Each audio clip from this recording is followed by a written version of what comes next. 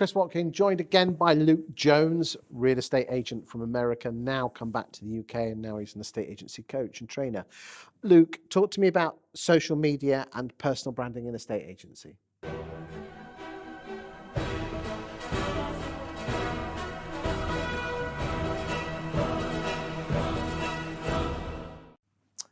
It's my favorite subject. I love it. I'm a huge proponent of it. I know you are too. A massive fan. But why? Okay, so social media, I think, it's free, right? It's a way of reaching people at scale. It's an incredibly good way to really show your authentic personal side.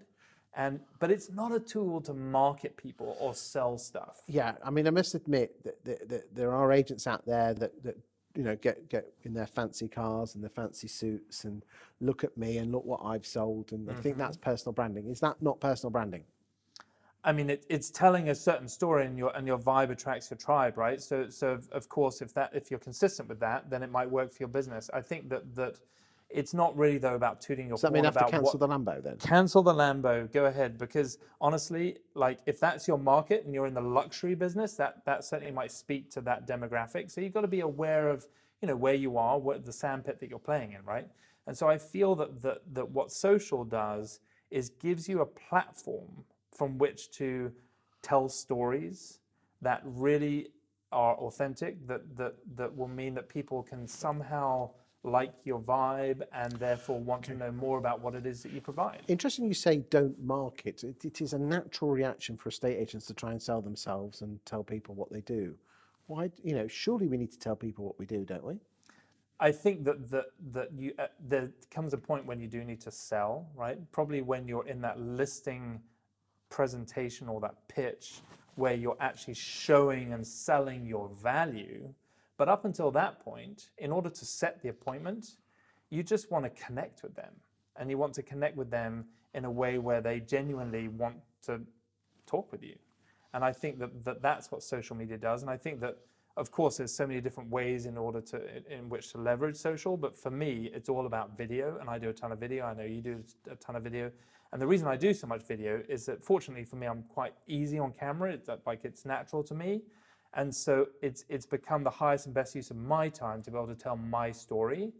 Now, if someone's not really very good on video, they can still use other ways and other means of doing it. But I think crucially, you've got to be taking advantage of the tech, because leveraging the tech means that you can do things at scale. So for example, if you just were to focus, and you've got to do it all, right? You've got to door knock, you've got to blog, you've got to do the calling, you've got to do the email campaigns, but you layer in the video as well, so it becomes part of this 5-step marketing system, right?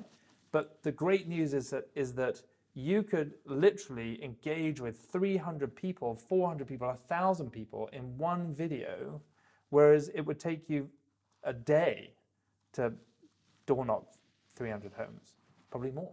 So it's faster, it's better, but it's consistency. You can't just do it once and expect to get the results. You've got to be consistent with your product.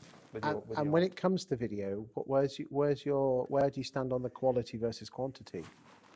I think that the iPhone is fine, right? I don't think you need anything more than that. And I think that as long as it's not blurry, and if you can invest in a little good sound quality, that'll go a long way. But in terms of production value, that's not important. It's the content that you deliver, and make sure that when you're delivering this content, it's actually relevant to your hyper-local market, and that it's resourceful. So what would you say to agents that just jump on video and then just talk about themselves and try and sell their services? Is that personal branding? Who cares? I don't want to know about like the fact that you sold a house recently for whoop-de-doo. I'd be interested to know that I achieved above average market pricing in the area, and that you know, I had one of the listings and there's such low inventory, but I had this listing because of the relationship that I have with the clients and blah, blah, blah.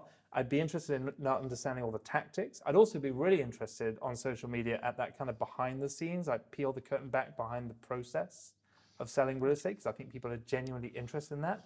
But I don't want to hear someone tooting their horn about how good they are, because that's not going to attract. And people. When you say hyperlocal, are we talking specifically to a town, or actually then drilling down to like a housing estate or an area within a town?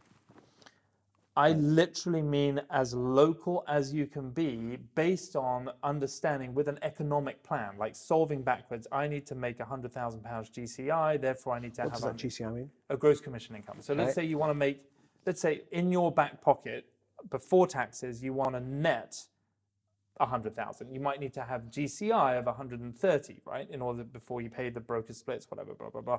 So therefore you can figure out based on average price points, based on typical prevailing commission rates in the area, how many homes you'll need to sell.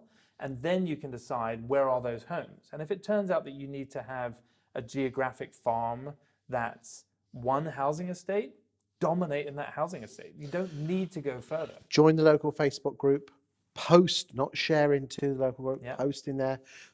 One thing that I recommend you do is every single house that comes onto the market, you go and stand outside with your mobile phone, tripod and microphone and tell people what you think to it and say who it's on the market with. Absolutely. Okay. And crucially, here's the thing, is that so let's say you've got a very dense urban area where there's a lot of property.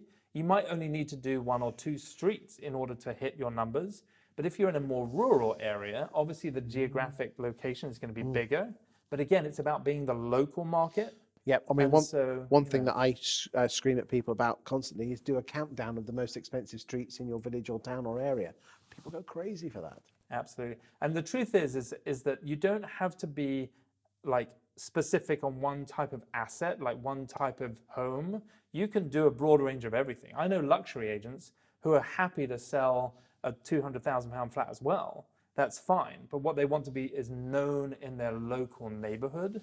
So that then, and again, it's most agents in the luxury side, for example, it's mainly about past clients and referrals, but they're still going to go out and leaflet and do social media in their geographic area because they want to have that pipeline of new customers in the future.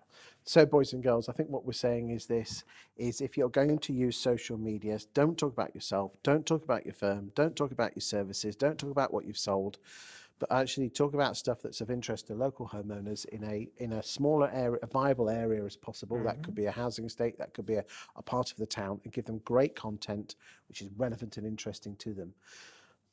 Not much more than that, really, isn't it? Not much more than that. Just super simple. Keep it simple and resourceful. Play it the long game, because you're not going to get instant results on this, are you? Correct. Got to play the long game. Thank you for your time. Thank you.